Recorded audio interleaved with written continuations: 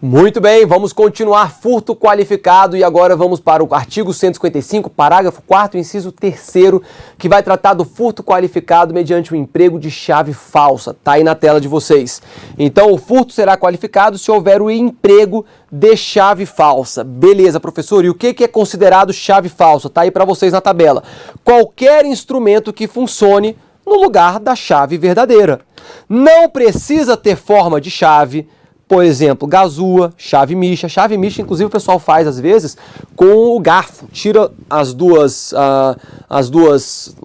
metalzinhos de fora, né? Deixa só os dois de dentro do garfo. E aquilo ali, pessoal, consegue abrir um monte de coisa, tá? É a chave micha que pode ser feita, inclusive, com garfos.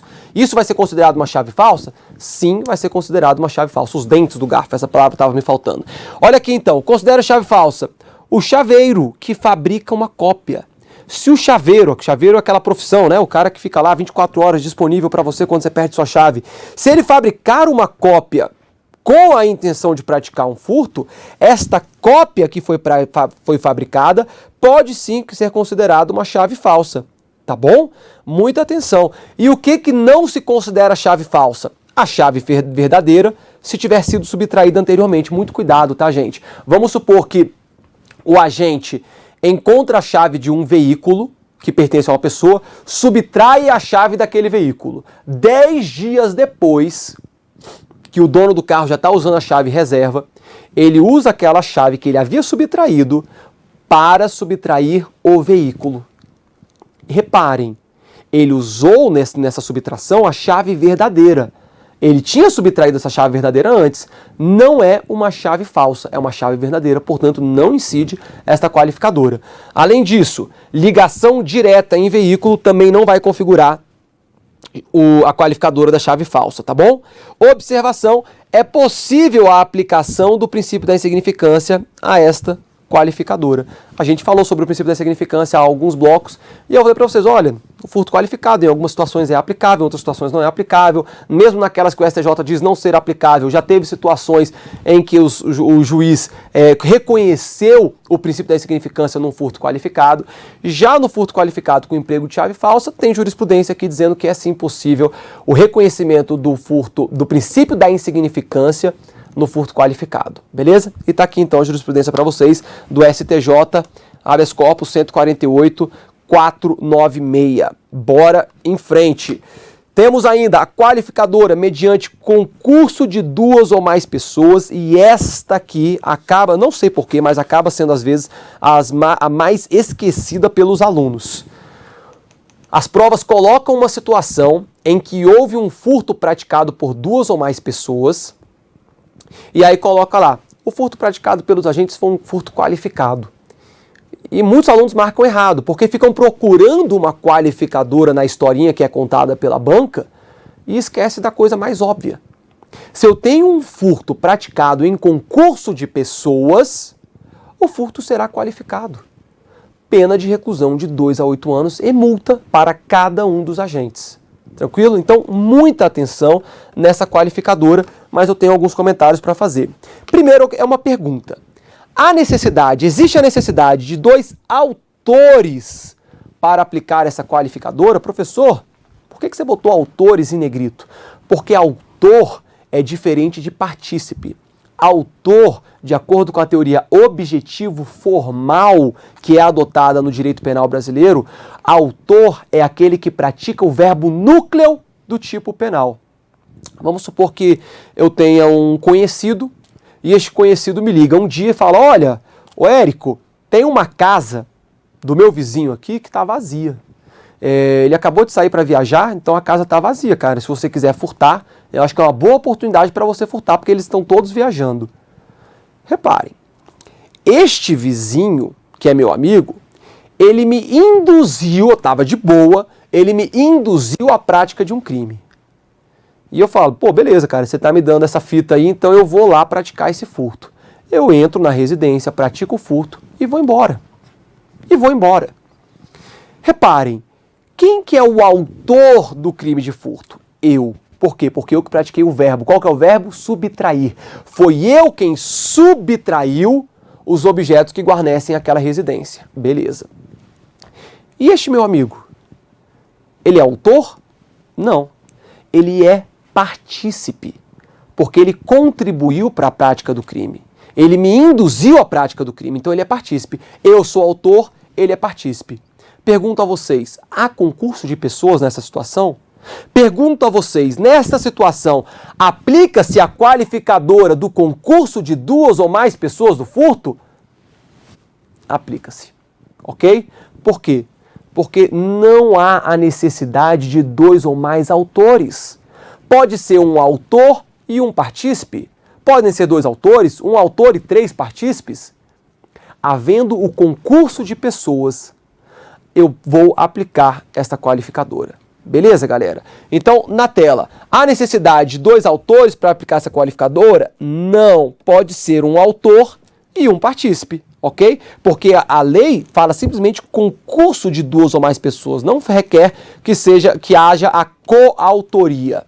E se um agente for maior de idade e o outro menor de idade? É possível aplicar a qualificadora do concurso de pessoas? Vamos supor agora que esse meu amigo que me falou da casa lá tem 17 anos de idade e eu tenho 18 anos de idade.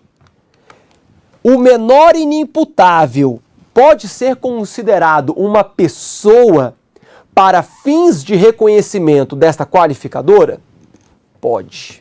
Tá bom? Então, se um furto é praticado por duas pessoas, ainda que uma delas seja partícipe, uma maior de idade e a outra menor de idade, haverá sim o furto qualificado pelo concurso de pessoas. Professor, mas o menor de idade ele não responde por crime, verdade? Verdade. O menor de idade ele vai responder por um ato infracional análogo ao crime de furto qualificado pelo concurso de pessoas. E o maior de idade, esse vai se dar mal, porque ele vai responder pelo furto qualificado pelo concurso de pessoas. Olha aqui, ele vai responder pelo furto qualificado pelo concurso de pessoas. Artigo 155, parágrafo 4º, inciso 4º, e ainda vai responder em concurso pelo crime do artigo 244-B do Estatuto da Criança e do Adolescente, que é o crime de corrupção de menores, porque ele praticou um crime com um menor de idade. Beleza? Então a situação para ele fica bem ruim aí.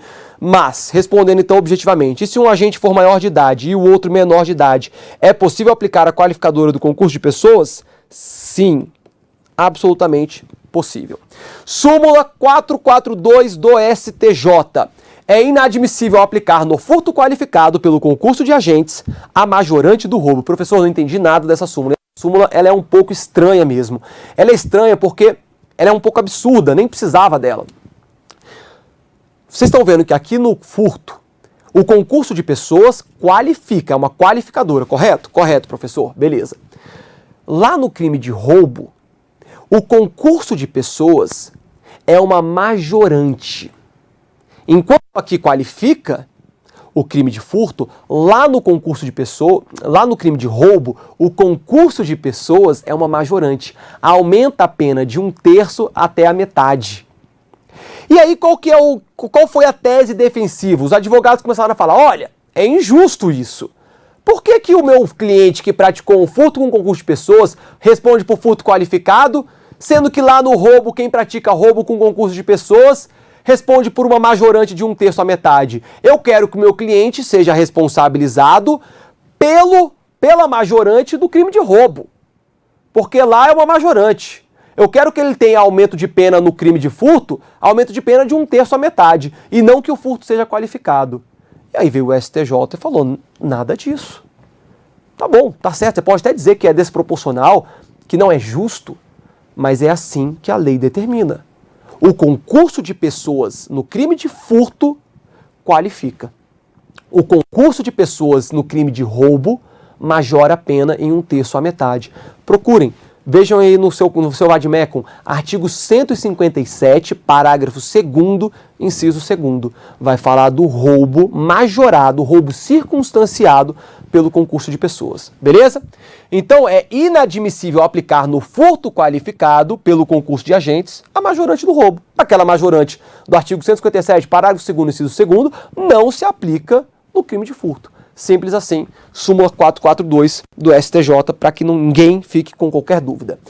Muito bem, pessoal, aqui a gente chega num momento crucial do nosso curso, tá bom? Num momento importantíssimo, que nós temos alterações legislativas fundamentais. A primeira delas, na verdade, essas duas, tanto no parágrafo 4º quanto no parágrafo 7º, nós temos mais qualificadoras. Ué, professor, achei que as únicas qualificadoras do furto eram aquelas do parágrafo 4º. Errado. Nós temos mais qualificadoras no crime do furto. O parágrafo 4A é uma qualificadora, o parágrafo 5º, 6º, 7º, são todas qualificadoras do crime de furto. Por que, professor, que são qualificadoras? Porque elas vão trazer novos patamares de pena. Lembra o furto simples? 1 a 4 anos. E o qualificado? Pena de 2 a 8 anos. Agora a gente está falando aqui do furto qualificado pelo emprego de explosivos. Eu vou ter no furto qualificado pelo emprego de explosivos pena mínima de 4 anos, pena máxima de 10 anos. Você não está vendo a lei falar aqui um aumento de pena, uma majorante. É uma qualificadora, portanto. Beleza? Beleza. E esse parágrafo 4A e o parágrafo 7º, eles foram trazidos à tona pela Lei 13.654 de 2018. Até então eles não existiam, ok? E esses crimes, esses parágrafos 4A e o 7º, eles tiveram como objetivo prejudicar aquelas quadrilhas, aquelas associações criminosas, aquelas organizações criminosas que vinham e continuam a praticar o furto explodindo caixa eletrônico, que se tornou uma grande mazela no nosso Brasil. Então, o sujeito, ele pega dinamite e explosivos, estoura o caixa eletrônico e pega o numerário que se encontrava naquele caixa eletrônico. Visando coibir de maneira mais gravosa esta conduta, surgiu então a Lei 13.654 e incluiu o parágrafo 4A e o parágrafo 7º no nosso Código Penal. E o que diz então o parágrafo 4A? A pena é de reclusão de 4 a 10 anos, logo, é uma qualificadora do crime de furto. A pena é de reclusão de 4 a 10 anos e multa se houver emprego de explosivo ou de artefato análogo que cause perigo comum. Então, se o sujeito pratica um furto com explosivos, a qualificadora é ainda maior. É a pena de 4 a 10 anos. Só que o parágrafo 7º, ele ainda trouxe uma outra situação. A pena de reclusão de 4 a 10 anos, então a mesma pena do parágrafo 4A e multa, se a subtração for de substâncias explosivas ou de acessórios que conjunta ou isoladamente possibilitem sua fabricação, montagem ou emprego. Vem comigo. Galera, muita atenção nisso daqui. A partir do ano de 2018, da Lei 13.654, passou a ser furto qualificado tanto a hipótese do furto praticado com o emprego de explosivos, utilizando explosivos, caso clássico dos caixas eletrônicos, mas também passou a ser furto qualificado a subtração não com o emprego dos explosivos, mas tendo os explosivos como objeto material. Então, se o agente ele subtrai explosivos ou substâncias explosivas acessórios que possam gerar explosivos, nós vamos ter a qualificadora do parágrafo 7º. Furto com explosivos, parágrafo 4A. Furto de explosivos, parágrafo 7º. Ambos serão furtos qualificados.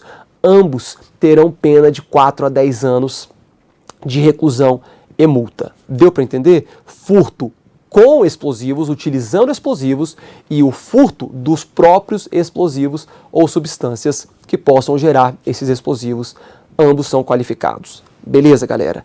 Só que aqui entra em cena o pacote anticrimes. A Lei 13.964.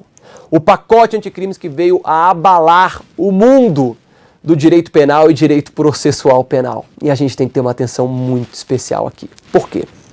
Eu trouxe para vocês o parágrafo 4A e o parágrafo 7º, ok? Ok. Só antes de falar do pacote anticrime, só falar que o legislador, na verdade, ele fez uma besteira, tá, gente? Porque essa situação aqui do furto com emprego de explosivos, antes da Lei 13.654, ele estava sendo punido pelo furto qualificado com destruição de obstáculo, então já configurava um furto qualificado em concurso formal impróprio com a explosão majorada, lá do artigo 251 do Código Penal. A pena máxima, então, antes dessa lei, para quem cometia o crime de furto explodindo caixa eletrônico, podia chegar a 16 anos. O legislador quis prejudicar a vida desse sujeito e acabou beneficiando. A pena máxima agora é de 10 anos. De qualquer maneira, esta é a realidade atual desde 2018, beleza? E, obviamente, quem praticou o crime antes de 2018, como teve uma novatio legis in melius, uma situação melhor, vai poder se valer do parágrafo 4º se tiver praticado um crime antes, beleza? Porque antes ele teria que responder pelo furto qualificado com destruição de obstáculo em concurso formal impróprio com crime de explosão majorada, podendo chegar a 16 anos. Enfim, só um comentário aí, mas o que interessa agora é o que eu vou falar. Galera, eu tenho então o parágrafo 4º e o parágrafo 7º que nós acabamos de ver. E agora surgiu, agora não, já tem um tempo que temos aí o pacote anticrimes. E o pacote anticrimes, ele disse o seguinte: o parágrafo 4º é um crime hediondo. O parágrafo 7º não é crime hediondo, tá bom? Pacote anticrime, Lei 13.964 de 2019. Professor, essa alteração do pacote anticrime foi aqui dentro do artigo 155? Não, pessoal. Essa alteração que eu estou tratando com vocês foi uma alteração que o pacote anticrimes, a Lei 13.964, produziu lá na Lei 8.072, na Lei dos Crimes Hediondos. Lá na Lei dos Crimes Hediondos, o pacote anticrimes incluiu várias hipóteses de crimes hediondos, mas uma delas foi a hipótese de furto com emprego de explosivos. Então reparem, cuidado que isso daqui vai cair na prova. O furto de explosivos, você furtar explosivos, é um crime de furto qualificado, tem pena de 4 a 10 anos, mas não é hediondo. Por outro lado, o furto com emprego de explosivos, o furto explodindo caixa eletrônicos, é um furto qualificado, parágrafo 4º, pena de 4 a 10 anos de reclusão e multa, mas além disso, passa a ser considerado um crime hediondo, desde o dia 23 de janeiro de 2020, que foi quando finalizou a vacatio legis e esta Lei 13.964 entrou em vigor. Beleza, pessoal? Muita atenção, isso vai despencar em prova. Então eu tenho que o parágrafo 4º, olha aqui, Lei 8.072, inciso 9º do artigo 1º, que foi incluído pelo pacote anticrime, pela Lei 13.964, dizendo que é hediondo furto qualificado pelo emprego de explosivo ou de artefato análogo que cause perigo comum. O crime do artigo 155, parágrafo 4º, incluído pela Lei 13.964 de 2019. Galera, até então não existia hipótese de furto hediondo.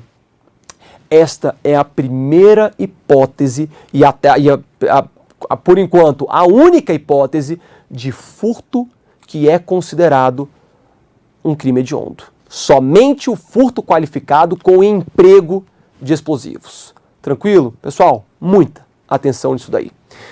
Beleza. Então, visto Lei 8.072, artigo 1º, inciso 9º, furto qualificado pelo emprego de explosivos, vamos em frente. E aí veremos agora as outras qualificadoras do crime de furto. Nós temos a qualificadora do parágrafo 5º. Também é um furto qualificado, tá bom, pessoal? É um furto qualificado também. Você pode ver que a lei aqui não está falando que tem um aumento de pena. Não, vai trazer para a gente um novo patamar. Ó, pena de reclusão de 3 a 8 anos. O parágrafo 5º vai falar do furto de veículo automotor transportado para outro estado ou país. A pena de reclusão de 3 a 8 anos se a subtração for de veículo automotor que venha a ser transportado para outro estado ou para o exterior. Simples assim.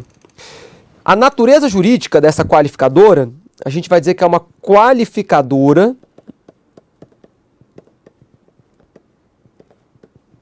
de resultado.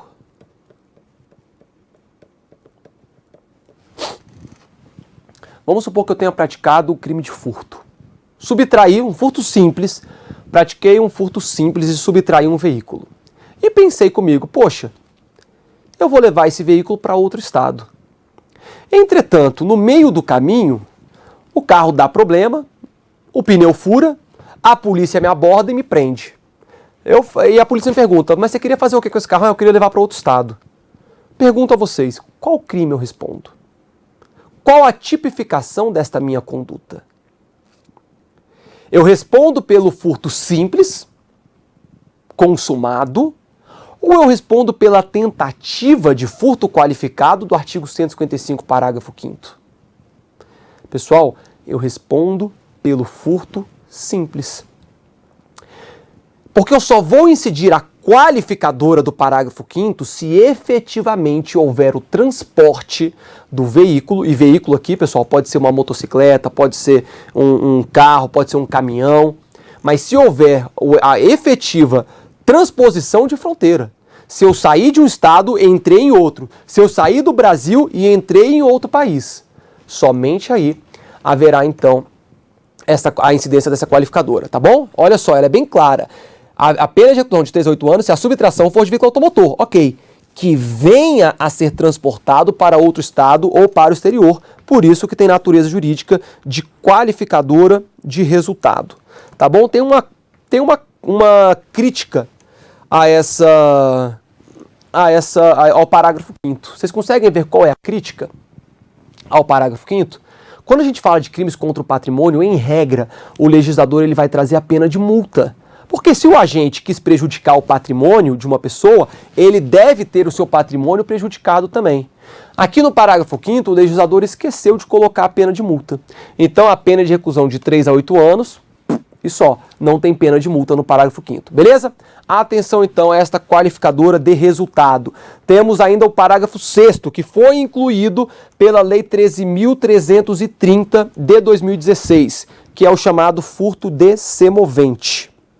Atenção, porque isso aqui também tem grandes chances de estar em prova, porque é relativamente recente, relativamente recente, né, de 2016, e tem alguns detalhezinhos que a gente precisa ver.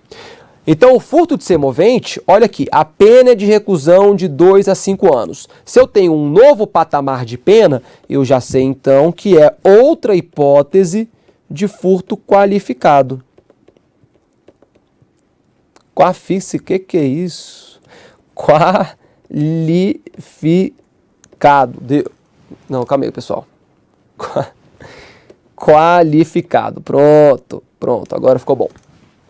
A pena é de reclusão de 2 a 5 anos se a subtração for de semovente domesticável de produção, ainda que abatido ou dividido em partes no local da subtração. Este parágrafo 6º já tem sido muito cobrado pelas bancas e tem que ter uma atenção especial.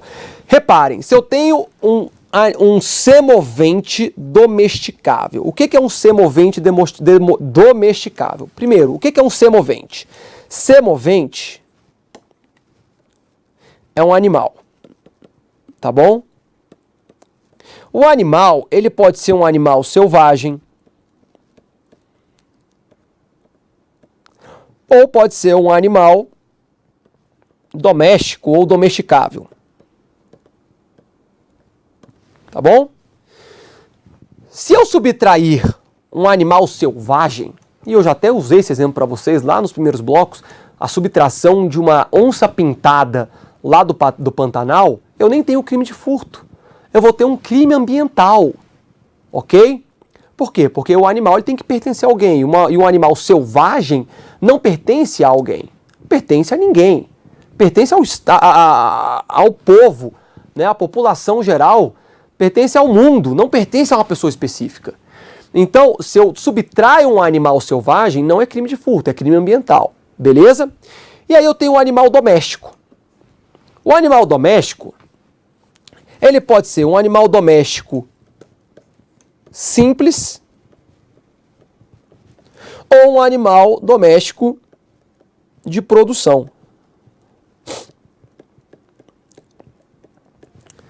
Vamos supor que você ama cachorro, ama gato, gosta de peixe, tem aquário, tem tartaruga no aquário, tem hamster, enfim, todos esses animaizinhos que você bota na sua casa porque você gosta de animais. E uma pessoa, determinado dia, entra na sua casa e subtrai esses animais, furta esses animais. Eles podem ser objeto material do crime de furto? Claro que podem. Eles pertencem a você, eles são animais domésticos, eles pertencem a você. Então você foi vítima do crime de furto. Vamos supor que não incide qualquer outra qualificadora aqui. Nesta hipótese, então, em que há a subtração de animal doméstico simples, cachorro, gato, esses que estão na sua casa, eu vou ter um crime de furto simples, a menos que incida alguma outra qualificadora, como as do parágrafo 4º. Houve aí emprego da chave falsa, alguma outra coisa. É possível também que seja furto qualificado, mas para ficar simples aqui, eu estou deixando que é o furto simples. Só que eu tenho também os animais domésticos de produção. Se o agente subtrai um animal doméstico de produção, aí é que vai incidir o artigo 155, parágrafo 6º do Código Penal. Beleza? E aí você vai falar para mim, professor, o que é um animal domesticável de produção? Um semovente domesticável de produção. O animal domesticável de produção é aquele animal que gera retorno econômico para o agente. Se você tem gado, se você tem produção de ovino, se você tem produção de galinhas, uma granja, e alguém subtrai esses animais que te trazem um retorno econômico, nós vamos ter a incidência do parágrafo 6º. Professor, eu tenho um canil e eu boto os cachorros para se reproduzirem e eu ganho muito dinheiro com isso. É possível considerar os cachorros animais domesticáveis de produção? Com certeza. Esses animais, eles geram um retorno para você, então eles são animais domesticáveis de produção. Se alguém subtrair o cachorro do seu canil, aí sim incidirá também o parágrafo 6º. Entretanto, se é só aquele animalzinho doméstico, aquele cachorrinho com quem você brinca, aquele gatinho com quem você... Enfim, né? Gato não gosta muito de brincar, mas aquele animal que está lá na sua casa... O pessoal do gato vai ficar chateado comigo. Eu gosto de gato também, tá, gente? Não muito, mas eu gosto. Hamster, peixe, enfim, esses animais que nada fazem, mas que estão bonitinhos, estão lá na sua casa. Alguém subtrai? Furto simples. Eles não te dão um retorno econômico. Mas agora eu tenho peixes dentro de um tanque e eu tenho uma fabricação de peixes lá. Não é a palavra, obviamente, fabricação de peixes, mas eu tenho produção de peixes e eu vendo tilápia, eu vendo diversas espécies aí e ganho dinheiro. Se alguém subtrair esses peixes, incide o parágrafo 6º? Incide. Então, sempre que houver a subtração de um semovente domesticável de produção, aquele animal que gere um retorno econômico para o agente, aí sim a gente vai incidir o artigo 155, parágrafo 6º. Beleza? Vai incidir essa qualificadora. Muita atenção nisso daí, galera. Outro ponto importante. Deixa eu trazer para vocês uma palavra que cai muito em prova, que é o abigeato. Tá bom? Abigeato. O abigeato é o furto de animais de abate. Tá bom? Então, subtrair gado, subtrair porco, subtrair ovelhas, que são animais de abate.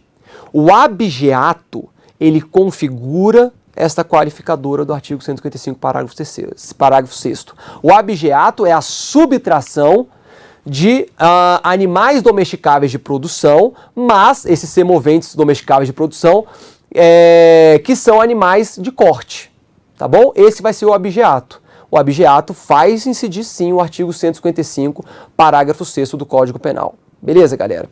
Vamos lá. Nós temos ainda a continuação desse artigo, que diz: ainda que abatido ou dividido em partes no local da subtração. Vamos supor que você entre no supermercado, veja aquela picanha bonita, mas o preço da carne está muito caro, então você fala, não vou pagar R$150 por essa picanha não, vou colocar aqui dentro das minhas vestes e vou embora. E você leva essa picanha embora, R$150 de picanha. Você responde por furto simples ou você responde pelo furto do artigo 155, parágrafo 6º? Na tela, vem comigo aqui, porque olha só, o artigo 155, parágrafo 6º fala, olha, ainda que abatido ou dividido em partes.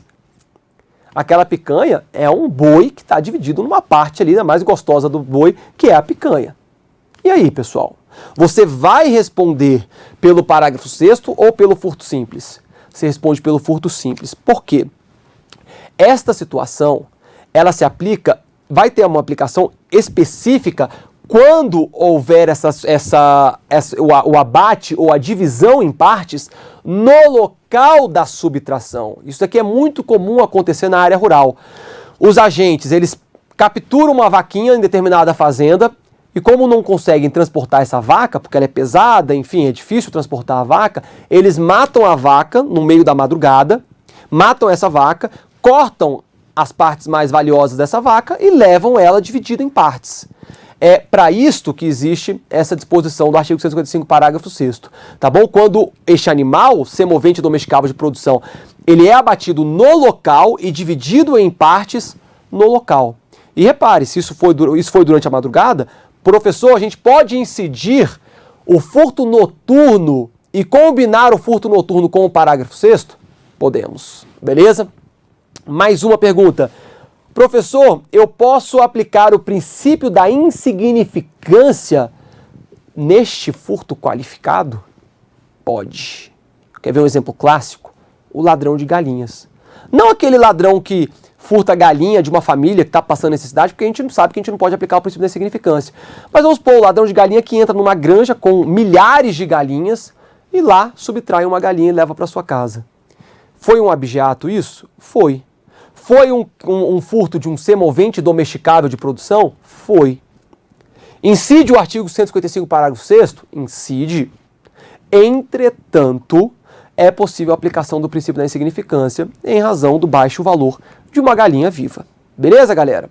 Muita atenção, então, a essa hipótese do artigo 155, parágrafo 6º, que vem comigo, era a última hipótese que nós precisávamos ver aqui dentro do crime de furto. E assim a gente encerra o crime de furto, beleza? Foram várias aulas para que não reste qualquer dúvida em relação a este delito. E agora, no próximo bloco, vamos fazer questões aplicando o conhecimento que nós tivemos aqui ao longo dessa aula, tá bom? Um grande abraço, bons estudos, até o próximo bloco.